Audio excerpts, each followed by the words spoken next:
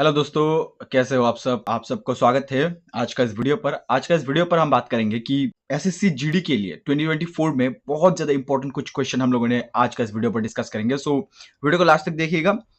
क्या है कि आप बहुत कुछ पढ़ सकते हैं, ठीक है? एसएससी जीडी के लिए बहुत कुछ पढ़ सकते हैं, इधर-उधर का बहुत सारे क्वेश्चन पढ़ सकते हैं। सिर्फ जीडी के लिए नहीं, आप अगर रेलवे का एग्जाम दे रहे हैं, तो भी आपके लिए ये सारे वीडियो इंपॉर्टेंट है। ये पूरा वीडियो, ठीक है?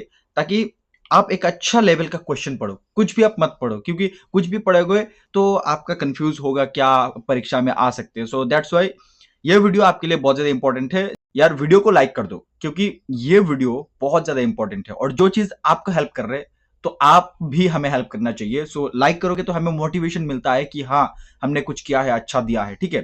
सो ज्यादा बात ना करते हुए वीडियो को स्टार्ट करते हैं, लेकिन रिक्वेस्ट है यार, लाइक कर दो और इसके साथ साथ चैनल को सब्सक्राइब करना, ठीक है? ऐसे वीडियो आपको आगे भी मिलता रहेगा।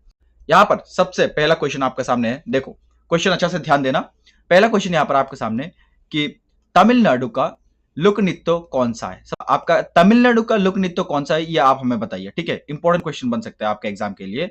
ये बहुत ज्यादा इंपॉर्टेंट बन सकता है, ठीक है? सबसे पहले तमिलनाडु का जो लोक नृत्य है वो क्या है, हमें बताइए, कमेंट कीजिए। आपको जो मैं पूछ रहा हूं ना, उसका आंसर आप देने की कोशिश कीजिए। और ये सारे क्वेश्चन इंपॉर्टेंट है, बहुत बार एग्जाम में आ चुके हैं, ठीक है? सो आप कुछ भी मत पढ़ो, इसलिए मैं सिलेक्टेड लिया है। पहला क्वेश्चन में पूछा तमिलनाडु का लोक नृत्य क्या है। यह इंपॉर्टेंट क्वेश्चन बन सकता है। सो ये क्वेश्चन का सही आंसर हो जाएगा आपका भारतनाट्यम, ठीक है? इंपॉर्टेंट क्वेश्चन बन सकता है ये आपका एग्जाम के लिए। यहां पर अगर पूछ देते कि भारतनाट्यम आया है, मोहिनीअट्टम यह कौन सा स्टेट का लोक नृत्य है, तो आप क्या आंसर देंगे? कमेंट बताइए, कमेंट में बताइए। जो मैं आपको पूछ रहा हूं उसका जरूर आंसर दीजिएगा। बहुत ज्यादा इंपॉर्टेंट क्वेश्चन मैं आपको पूछता हूं, ठीक है? जो मोहिनीअट्टम है वो केरला का, ठीक है? वो केरला का फोक डांस है या फिर लोक नृत्य है। तमिलनाडु का क्या है? भारतनाट्यम। और केरला का मोहिनीअट्टम। ये चीज आपको याद रखना है। इसके बाद आपका और एक क्वेश्चन पूछा जा सकता है कि पोंगल ये कहाँ का फेस्टिवल है? एक्चुअली डांस नहीं है, फेस्टिवल है पोंगल, ठीक है? यह पूछा जा सकते हैं पोंगल ये कहाँ का है। यह आपका हो जाएगा तमिलनाडु, ठीक है? तमिलनाडु का ये फेस्टिवल है, ये आपको याद रखना है, पोंगल, ठीक है? और भारतनाट्यम जो है वो कहाँ का है? ये तमिलनाडु का है। इंपॉर्टेंट बन सकता है, ये सारे चीज आपको याद रखना है। आगे बढ़ते हैं, नेक्स्ट क्वेश्चन देखते हैं, क्वेश्चन नंबर 2 की ओर हम देखते हैं। यहां पर आपके सामने क्वेश्चन नंबर 2 है। क्वेश्चन नंबर 2 में क्या पूछा है कि जीएसटी, देखिए जीएसटी का फुल फॉर्म क्या है? जीएसटी का what is the full form of GST question पूछा है। और फुल फॉर्म के रिलेटेड क्वेश्चन आते हैं, ठीक है? बहुत सारे फुल फॉर्म के रिलेटेड क्वेश्चन आते हैं। मैं आपको बताऊंगा कि फुल फॉर्म के रिलेटेड एक डेडिकेटेड वीडियो लेके आऊंगा, ठीक है? सब्सक्राइब करना, क्योंकि आगे आपको ऐसा वीडियो मिलता रहेगा, ठीक है ना? सो क्वेश्चन नंबर 2 में पूछा है कि जीएसटी का फुल फॉर्म क्या है। इसका सही आंसर हो जाएगा ऑप्शन नंबर ए, यानी कि गुड्स और service tax. Goods and service tax, ये जीएसटी का फुल फॉर्म है, ठीक है? इंपॉर्टेंट ये भी बन सकता है आपका एग्जाम के लिए, सो आपको याद रखना है। और इसके बाद नेक्स्ट क्वेश्चन में क्या पूछा है, यहां पर देखो मैं और चीज आपको बताता हूं। फुल फॉर्म के रिलेटेड क्वेश्चन पूछते। सो नीति का फुल फॉर्म क्या है, आप हमें बता सकते हैं क्या? नीति का फुल फॉर्म क्या है? नीति का फुल फॉर्म क्या है? नीति का फुल फॉर्म है, मैं आपको बता देता हूं, आप नोट कर लीजिएगा, ठीक है? ये सारा चीज, या फिर आप स्क्रीनशॉट लगा लीजिए। नेशनल, ठीक है? National national institution, national institution for transforming India, ये नीति का ट्रांसफॉर्मिंग इंडिया, ये नीति का फुल फॉर्म है, ठीक है? नीति का फुल फॉर्म क्या है क्वेश्चन पूछते हैं। इसके साथ साथ और एक क्वेश्चन पूछा जा सकते हैं। आप हमें बताइए कि सेबी जो है, सेबी का फुल फॉर्म क्या है? SEBI, सेबी का फुल फॉर्म क्या है क्वेश्चन पूछते हैं, ठीक है? सेबी का फुल फॉर्म है सिक्योरिटी, ठीक है? ये आपको याद रखना है, सिक्योरिटी एंड एक्सचेंज, ठीक है? Security and exchange board of India, board of India, ये सिक्योरिटी का, सेबी का फुल फॉर्म है, सिक्योरिटी का नहीं, सेबी का फुल फॉर्म है। ये सारी चीज आपको याद रखना है। जीएसटी का goods and service tax, SEBI का क्या है कि security and exchange board of India, and नीति का क्या है? National institution for transforming India. सबको तो आपको एक वीडियो में मैं कवर नहीं कर सकता, सो दैट्स व्हाई मैं आपको ये इंपॉर्टेंट चीज आपको दे रहा हूं, ठीक है? ये नीति के या फिर सेबी के क्वेश्चन पूछते हैं, दैट्स व्हाई मैं आपको दे रहा हूं। नेक्स्ट हम आगे बढ़ते हैं, नेक्स्ट क्वेश्चन देखते हैं, क्वेश्चन नंबर 3 की ओर देखते हैं। Here is the question number 3 and the third number question is, क्या पूछा है थर्ड नंबर में कि डीएनए का पूरा नाम क्या है? What is the full form of DNA? DNA का फुल फॉर्म क्या है? इंपॉर्टेंट क्वेश्चन ये भी बन सकता है। डीएनए का फुल फॉर्म है, यहां पर ऑप्शन नंबर ए पर दिया है डीऑक्सी राइबोन्यूक्लिक एसिड। यार बहुत ज्यादा क्रिटिकल वर्ड है, सो आपको ये भी ध्यान देना है और अच्छा से पढ़ना है, ठीक है। डीएनए का फुल फॉर्म क्या है? Deoxy ribonucleic acid. It's important, very important question, आपको याद रखना है। यहाँ पर जो क्वेश्चन मैं आपको दे रहा हूँ ना, ये सारे बहुत ज्यादा इंपॉर्टेंट क्वेश्चन है, सो आप प्रिपरेशन कर रहे हैं देन आपके लिए बहुत ज्यादा इंपॉर्टेंट है। आप इसलिए मैं आपको बार बार बता रहा हूँ कि सब्सक्राइब जरूर करना, ठीक है ना। क्वेश्चन नंबर 4 में पूछा है कि रियो ओलंपिक में पहली भारतीय महिला कौन, रजत पदक किसने जीता था? ये इंपॉर्टेंट क्वेश्चन है। Who got the first women silver medal India in Rio Olympic? बहुत ज्यादा इंपॉर्टेंट क्वेश्चन है ये। रियो ओलंपिक में किसने रजत पदक जीता था? कौन महिला था? महिला के बारे में पूछा है। यहाँ पर साइना नेहवाल है, पीवी सिंधु है, Mary com and Deepa Malik. And the right answer will be option number B, PV Sindhu. ये आपको याद रखना है, ठीक है। पीवी सिंधु किस खेल के साथ एसोसिएटेड है, यानी कि क्या खेल खेलते हैं, ये भी क्वेश्चन पूछते हैं। सो बैडमिंटन आपको याद रखना है, बैडमिंटन पीवी सिंधु का खेल है, ये आपको याद रखना है। और रियो ओलंपिक में as women first women silver medal जीता था, रजत पदक जीता था। सो ये आपको याद रखना है। आगे बढ़ते हैं, आई होप आपको समझा पाया। नेक्स्ट यहाँ पर क्वेश्चन नंबर 5 आपके सामने है। 5 नंबर क्वेश्चन में क्या पूछा है कि टेबल सॉल्ट का रासायनिक नाम क्या है? एक्चुअली टेबल सॉल्ट मतलब सॉल्ट का ही आप समझ लीजिए कि what is the chemical name of salt. Salt मतलब नमक जो होता है, ठीक है। सॉल्ट मतलब नमक जो होता है, इसका रासायनिक नाम क्या है? इसका रासायनिक नाम है सोडियम क्लोराइड। ये आपको याद रखना है, sodium chloride, this is the chemical name of salt. ये आपको याद रखना है। आगे बढ़ते हैं, 6 नंबर क्वेश्चन देखते हैं। यहाँ पर क्वेश्चन नंबर 6 आपके सामने है। इंडिया 2020 किताब किसने लिखा था, ठीक है। Who wrote the book India 2020? Book का नाम क्या है? इंडिया 2020 2020। इंडिया 2020 यह किताब किसने लिखा है? बहुत ज्यादा इंपॉर्टेंट क्वेश्चन, किताब के बारे में भी क्वेश्चन पूछेगा, ठीक है। सो यहाँ पर ऑप्शन नंबर बी सही हो जाएगा। एपीजे अब्दुल कलाम इंडिया 2022 किताब लिखा था। सो इंपॉर्टेंट है, याद रखना है। एपीजे अब्दुल कलाम ने और 2 किताब लिखा था। सो मैं ये आपको बता देता हूँ, पहले आप देख लीजिए कि इंडिया 2020 ये तो एपीजे अब्दुल कलाम ने ही लिखा था, और इसके साथ साथ टारगेट 3 बिलियन, ठीक है, नाम आपको याद रखना है। टारगेट 3 बिलियन ये भी एपीजे सर ने लिखा था। आगे बढ़ते, नेक्स्ट यहाँ पर क्वेश्चन नंबर आपके सामने 7 है। 7 नंबर क्वेश्चन में पूछा है, ये एक बहुत ही डिटेल वीडियो हो रहा है, ठीक है ना। सो आपको बहुत अच्छा से देखना है, एक एक क्वेश्चन आपके लिए इंपॉर्टेंट है। मैं बार बार आपको बता रहा हूँ, देखो आप हो सकते हैं यूट्यूब पर बहुत सारे वीडियो देखते हो, आपको बहुत नॉलेज है, फिर भी ये जो क्वेश्चन मैंने लिया है ना, ये बहुत ज्यादा इंपॉर्टेंट है। सो दैट्स वाई मैं आपको बता रहा हूँ। राष्ट्रीय मतदाता दिवस यानी कि वोटर्स डे कब मनाया जाता है? सिंपल बात है, ऑप्शन नंबर सी यानी कि 25 जनवरी। ये आपको याद रखना है, 25 जनवरी में वोटर्स डे मनाया जाता है। क्वेश्चन नंबर 8 देखते हैं हम लोग। क्वेश्चन नंबर 8 में क्या लिखा है? Here is the question number 8. 8 number question में पूछा है first wicket keeper to take 300 catch in ODI. ODI का फुल फॉर्म क्या है? ये भी क्वेश्चन पूछते हैं। ओडीआई का फुल फॉर्म क्या है? आपको लग रहा है इजी है, लेकिन बहुत इंपॉर्टेंट है एसएससी के लिए, खास करके वनडे क्रिकेट, ठीक है।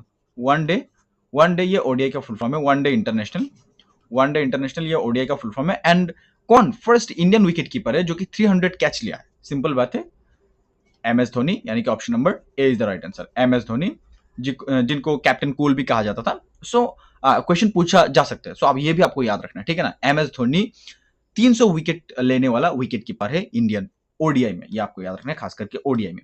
आगे बढ़ते, नेक्स्ट इज क्वेश्चन नंबर 9। क्या पूछा है क्वेश्चन नंबर 9 में कि India follows which citizenship? India कौन सा सिटीजनशिप, नागरिकता का पालन करते हैं? इंडिया में कौन सा नागरिकता है? इंपॉर्टेंट क्वेश्चन है, आपको दिमाग लगाना है। कोई नागरिकता यानी कि मल्टीपल सिटीजनशिप, आपको इंडिया में मल्टीपल सिटीजनशिप नहीं मिलेगा। यानी कि डुअल, 2 सिटीजनशिप भी नहीं मिलेगा। यानी कि ऑप्शन नंबर बी यानी कि एकल, सिंगल नागरिकता, यानी कि एकल सिंगल नागरिकता, सिंगल सिटीजनशिप आपको इंडिया में मिल सकता है। सो दैट्स व्हाई ये भी इंपॉर्टेंट क्वेश्चन है, आपको याद रखना है। क्वेश्चन नंबर 9 का सही आंसर। नेक्स्ट हम आगे बढ़ते हैं क्वेश्चन नंबर 10 की ओर।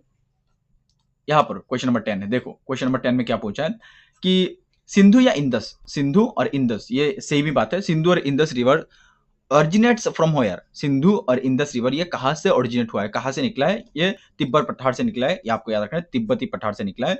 ये भी आपको याद रखना है कि कौन सा लेक से निकला है? ये लेक मानसरोवर, ये आपको याद रखना है, लेक मानसरोवर से निकला है। लेक मानसरोवर से निकला है, तिब्बत पठार का मानसरोवर से सिंधु या इंदस नदी निकला है। ये इंडिया का सबसे ज्यादा लॉन्गेस्ट रिवर है, ये आपको याद रखना है, सबसे ज्यादा लॉन्गेस्ट रिवर है इंदस रिवर। ये भी इंपॉर्टेंट है इंडिया का, खास करके। आगे बढ़ते, नेक्स्ट हमें देखते हैं।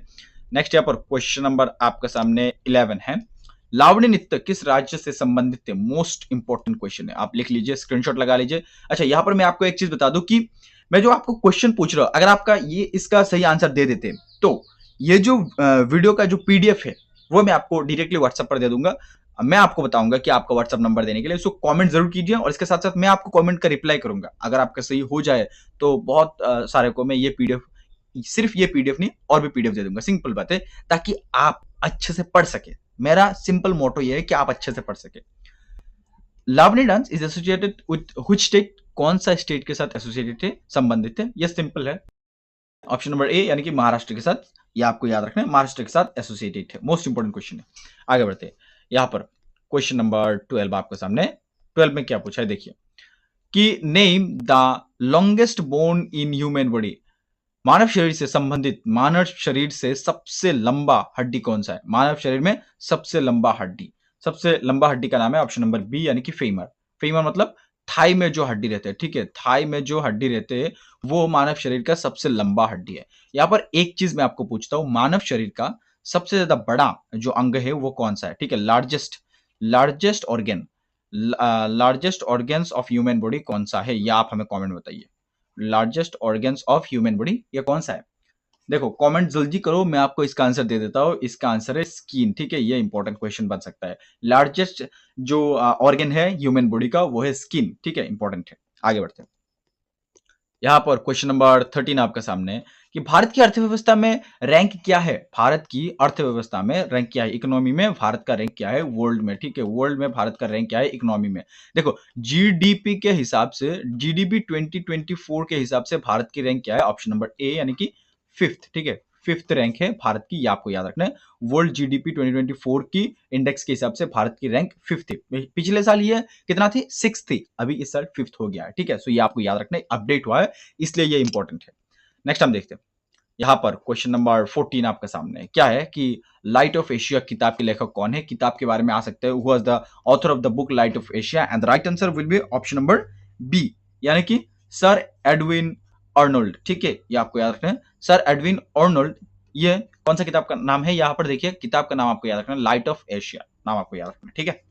आगे देखते हैं, here is the 50 number question. First Indian women to swim the England channel, England channel swim करने वाला पहली महिला कौन है? भारतीय महिला। ऑप्शन नंबर बी यानी कि आरती शाह, ये आपको याद रखना है, आरती शाह फर्स्ट इंडियन वुमेन है जो कि इंग्लिश चैनल स्विम करके यानी कि इंग्लिश चैनल तैर करके पार किया था, ठीक है, ये आपको याद रखना है, इंपॉर्टेंट ये भी है। नेक्स्ट यहाँ पर 60 नंबर है कि which is the smallest state of India. Most important question है, ये भी आपको याद रखना है, इजी है बट मोस्ट इंपॉर्टेंट है कि भारत का सबसे स्मॉलेस्ट स्टेट कौन सा है? ये ऑप्शन नंबर बी यानी कि गोवा। क्वेश्चन पूछा सकते हैं सबसे बड़ा स्टेट कौन सा है, लार्जेस्ट स्टेट कौन सा है? लार्जेस्ट स्टेट है, आपको याद रखना है राजस्थान, ठीक है, राजस्थान ये भारत का सबसे बड़ा स्टेट का नाम है, सबसे छोटा गोवा है। यहाँ पर एक और क्वेश्चन पूछा जा सकता है कि पॉपुलेशन के हिसाब से ये यूपी सबसे बड़ा है, यूपी सबसे लार्जेस्ट है, एंड पॉपुलेशन के हिसाब से सबसे जो छोटा है यानी कि जो स्मॉलेस्ट है, सबसे स्मॉलेस्ट पॉपुलेशन के हिसाब से वो हो जाएगा आपका सिक्किम, ठीक है, सिक्किम हो जाएगा सबसे छोटा, एंड सबसे बड़ा पॉपुलेशन के हिसाब से यूपी है, लार्जेस्ट है राजस्थान एरिया वाइज, और एरिया वाइज सबसे छोटा गोवा है। ये सारी चीज आपको याद रखना है। आगे बढ़ते हैं, आई होप आपको मैं समझा पाया। नेक्स्ट यहाँ पर 17 नंबर क्वेश्चन है। 17 नंबर में क्या पूछा है देखो, आप आंसर देते रहो। Which among the following is related to the primary sector? यहाँ पर सबसे प्राथमिकता क्षेत्र कौन सा है? प्राथमिक क्षेत्र कौन सा है? उद्योग यानी कि इंडस्ट्री, एग्रीकल्चर, सर्विस और नॉन। यहाँ पर सिंपल देखने में आपको लग रहा है कि कृषि ये प्राथमिक स्तर है, ठीक है, प्राथमिक में सबसे पहले यही आता है, कृषि आता है, इसके बाद उद्योग आएगा, इसके बाद सर्विस आएगा, सो ऐसा ही है, ठीक है। सो आई होप आपको समझा पाया। नेक्स्ट यहाँ पर 18 नंबर क्वेश्चन है। 18 नंबर क्या पूछा है कि Jean Jacques Rousseau is related to which field? कौन सा फील्ड के साथ जैन जैक रूसो ये किस क्षेत्र से संबंधित थे? वो गणितज्ञ थे? नहीं, गणितज्ञ नहीं थे, वो दर्शन यानी कि फिलोसोफर थे। जैन जैक रूसो राइटर थे, ये आपको याद रखना है, राइटर थे, फिलोसोफर थे। इसके बाद Jean Jacques Rousseau philosopher, writer, composer भी थे, वो कंपोजर भी थे, ठीक है, ये आपको याद रखना है, कंपोजर भी थे। कहाँ का थे? जेनेवन थे, ठीक है, जेनेवन फिलोसोफर, राइटर, कंपोजर थे। जैन जैक रूसो किसके साथ रिलेटेड है? क्वेश्चन पूछा जा सकता है, सिंपल बात है। महात्मा गांधी किसके साथ रिलेटेड है? जवाहरलाल नेहरू। सो ऐसा क्वेश्चन पूछा जा सकता है, ठीक है, सबको आपको याद रखना है सब कुछ। नेक्स्ट है the colour of leaves is green due to pigment called, यानी कि ये जो पत्तियों का कलर होता है, किसी भी पेड़ का पत्तियों का जो कलर है, ठीक है, वो कैसे, क्यों क्यों हरे होते हैं, क्यों उसका रंग हरा होता है, सिंपल बात है। सो ये होता है क्लोरोफिल के कारण, क्लोरोफिल के कारण कलर ग्रीन होते हैं, ठीक है, ये आपको याद रखना है।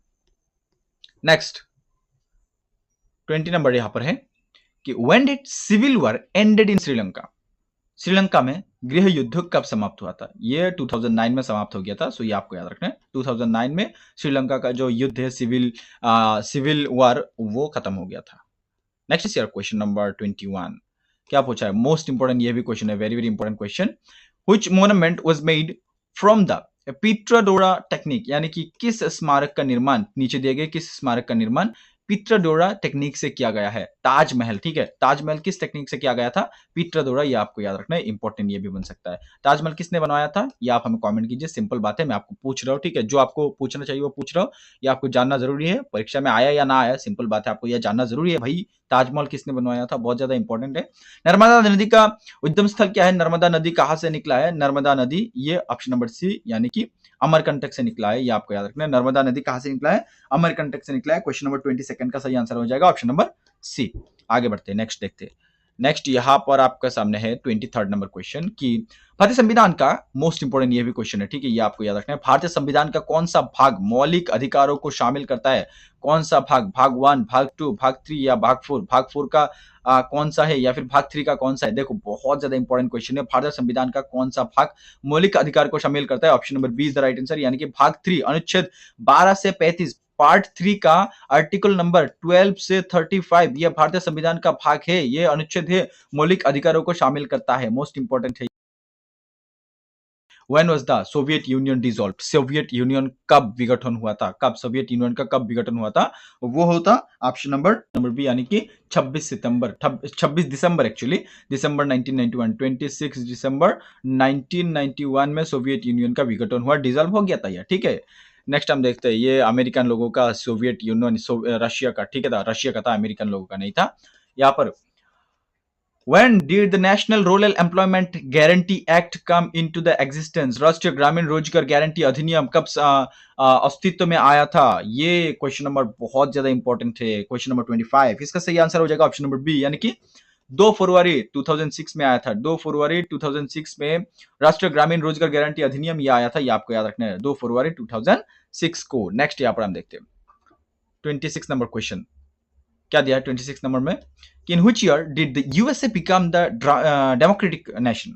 यूएसए किस वर्ष लोकतांत्रिक राष्ट्र बना था? यूएसए किस वर्ष लोकतांत्रिक राष्ट्र बना था? 26 नंबर क्वेश्चन का ऑप्शन नंबर बी हो जाएगा सही आंसर, यानी कि 1788 में यूएसए डेमोक्रेटिक कंट्री बना था। नेक्स्ट यहां पर हम देखते हैं 26 नंबर क्वेश्चन। 26 नंबर में पूछा है कि नेपोलियन बोनापार्ट का किस वर्ष हार का सामना करना पड़ा था? हार का सामना करना पड़ा था, ठीक है। नेपोलियन बोनापार्ट को 1850 में, ठीक है, 1850 में, ऑप्शन नंबर सी सही आ जाएगा। 1815 में नेपोलियन बोनापार्ट को हार का सामना करना पड़ा था। क्यों? ये युद्ध कहाँ हुआ था? ये भी आपको याद रखना, युद्ध हुआ था वाटरलू में, ठीक है, वाटरलू में ये युद्ध हुआ था। किसके साथ? नेपोलियन बोनापार्ट क्यों हारा था भाई, जानना जरूरी है। नेपोलियन बोनापार्ट क्यों हारा था, किसके साथ हारा था? यह आपका हारा था पर्शियन, ठीक है, पर्शियन नेदरलैंड के साथ, पर्शियन आर्मी के साथ, नेदरलैंड के साथ, ठीक है ना, नेदरलैंड के साथ, ब्रिटिश के साथ नेपोलियन बोनापार्ट हारा था, ठीक है। कहां पर? ये वाटरलू में ये युद्ध हुआ था, ठीक है, 1815 को, ये आपको याद रखना है। 18 जनवरी 1815 को यह युद्ध हुआ था और तब हारा था नेपोलियन बोनापार्ट, ठीक है, याद रखना है आपको। नेक्स्ट हम देखते हैं, नेक्स्ट 28 नंबर क्वेश्चन में पूछा है कि what is the blood group of universal donor? Universal donor, सर्वभौतिक दाता का रक्त समूह क्या होता है? ये ऑप्शन नंबर सी होगा, यानी कि ओ नेगेटिव, ठीक है, वो नेगेटिव होता है, ठीक है, यह सिंपल बात है, बहुत ज्यादा इजी क्वेश्चन है। नेक्स्ट हम देखते हैं, क्वेश्चन नंबर 29 है, यहां पर निम्नलिखित में से कौन पंचायती राज की त्रिस्तरीय प्रणाली में शामिल नहीं है? यहां पर देखो, ग्राम ये पंचायती राज में आता है, ठीक है, ये शामिल है। मंत्रिमंडल, यानी कि मंडल परिषद, ये भी आता है, मंडल परिषद, मंत्रिमंडल नहीं, ये भी आता है, मतलब ये आपका पंचायती राज के सिस्टम में आते हैं। जिला परिषद ये भी आते हैं, ठीक है। नगर निगम ये नहीं आता, यानी कि ये सही आंसर हो जाएगा। ये कौन सी पूछा है, निम्नलिखित में से कौन सी पंचायती राज त्रिस्तरीय प्रणाली में नहीं होता है? तो नगर निगम जो होता है ये नहीं होता है, सिंपल बात है, आपको याद रखना है, ठीक है। नेक्स्ट हम देखते हैं, क्वेश्चन नंबर 30 है यहाँ पर कि in which personality has the longest statue in India been built, यानी कि भारत में किस व्यक्ति की सबसे लंबी प्रतिमा है, यह विश्व की वर्ल्ड्स हाईएस्ट ये स्टैचू है, यह किसका है, यह इंपॉर्टेंट है, किस व्यक्ति का है, कौन सा पर्सनालिटी, महात्मा गांधी नहीं, महात्मा गांधी का नहीं, ऑप्शन नंबर बी यानी कि सरदार वल्लभ भाई पटेल का, ठीक है, ये आपको याद रखना है, सरदार वल्लभ भाई पटेल का, यह गुजरात में स्थित है, गुजरात में विश्व का सबसे बड़ा मूर्ति जिसको स्टेचू ऑफ यूनिटी के नाम से जाना जाता है, स्टेचू ऑफ यूनिटी के नाम से जाना जाता है, गुजरात में स्थित है, यह नरेंद्र मोदी द्वारा स्थापन किया गया था, ठीक है, ये सारी चीज आपको याद रखना है।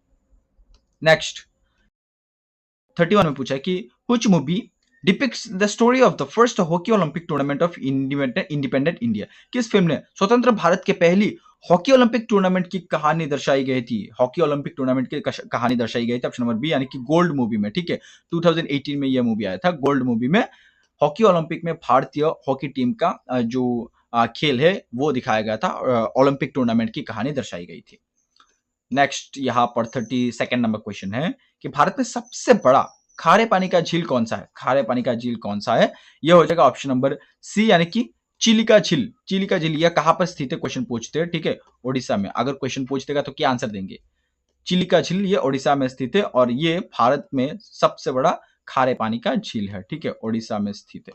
आई होप आपको समझा पाया। नेक्स्ट हम देखते हैं, नेक्स्ट यहाँ पर क्वेश्चन नंबर 33 आपके सामने है, 33 में क्या पूछा है कि आइस स्केटिंग किस प्रकार के ट्रैक पर की जाती है, ये सिंपल बात है भाई, मड ट्रैक पे नहीं होता है, ग्रास पे नहीं होता है, आइस रिंग पर होगा ice tracking, option number C is the right answer, simple है, बहुत ज्यादा इंपॉर्टेंट क्वेश्चन ये भी बन सकता है, सिंपल में ही आपको फंसा देगा, सो दैट्स व्हाई आपको बहुत ज्यादा ये चीज देखना है। नेक्स्ट, ठीक है, यहाँ पर दिया गया है who was the author of the straight from the heart, straight from the heart ये बुक का ऑथर कौन है, स्ट्रेट फ्रॉम द हार्ट के लेखक कौन है, स्ट्रेट फ्रॉम द हार्ट का लेखक है ऑप्शन नंबर बी यानी कि कपिल देव, कपिल देव, कपिल देव 1983 में भारत को ODI world cup, cricket world cup, ठीक है, ओडीआई क्रिकेट वर्ल्ड कप जिताने वाला पहला कप्तान है कपिल देव, ये भी आपको याद रखना है, ठीक है।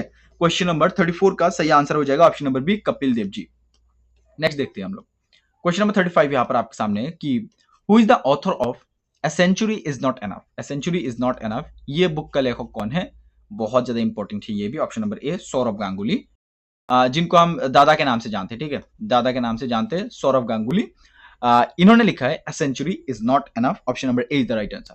दोस्तों ये वीडियो हम यहां पर ही खत्म करते, 35 नंबर क्वेश्चन हम लोगों ने दिया है, 35 क्वेश्चन प्रोवाइड किया है आप लोगों को, ठीक है, 35 क्वेश्चन प्रोवाइड किया है, और सिर्फ 35 नहीं, इसके साथ में और 35 आपको पूछ दिया है, आपको एक्स्ट्रा क्वेश्चन दे दिया है, मतलब 70 क्वेश्चन आपको प्रोवाइड किया है, ठीक है, 70 क्वेश्चन में से अगर एक भी क्वेश्चन आ जाए तो आपके लिए ये बहुत ज्यादा फायदेमंद वीडियो है, ठीक है, मैं आपको कुछ नहीं बोलूंगा, मोटिवेशन वगैरह सब कुछ छोड़ो और इधर उधर का वीडियो आप देखना बंद करो, 75 में से अगर एक भी अगर क्वेश्चन यहां से आ जाए देन ये आप बहुत लकी है, आपको ऐसे भी YouTube पर बहुत सारे वीडियो मिल जाएगा जहां पर आप पूरा वीडियो देख लेंगे तो एक भी क्वेश्चन हो सकता है कि आपको ना लगे कि नहीं आया, और यहाँ पर जो वीडियो मैंने बनाया है, इस वीडियो में मैं जितना भी क्वेश्चन लिया है, बहुत सारे क्वेश्चन आ चुके हैं और आने का बहुत ज्यादा चांस है, सो दैट्स व्हाई चैनल को आप सब्सक्राइब ना करके कहीं मत जाइएगा, लाइक जरूर कीजिए, इस वीडियो में आपको जो पूछा है इसका आंसर जरूर कीजिए, कमेंट कीजिए, ठीक है, हमारे साथ बने रहे, आपको हम आगे भी ऐसे ही बहुत लॉन्ग वीडियो देते रहेंगे, आपको हम पूरा डिटेल जीके के पूरा निचोड़ हम देते रहेंगे, जीके मतलब हमारे चैनल को आप सब्सक्राइब करना ही पड़ेगा, ठीक है ना। थैंक यू सो मच ये वीडियो यहां तक देखने के लिए, आपके साथ मिलते किसी और अच्छा वीडियो, तब तक के लिए आप खुश रहिए, सीखते रहिए और हमारे साथ जुड़ के अपने आप का प्रिपरेशन बहुत ज्यादा तगड़ा कीजिए। Thank you so much again, जय हिंद, जय भारत।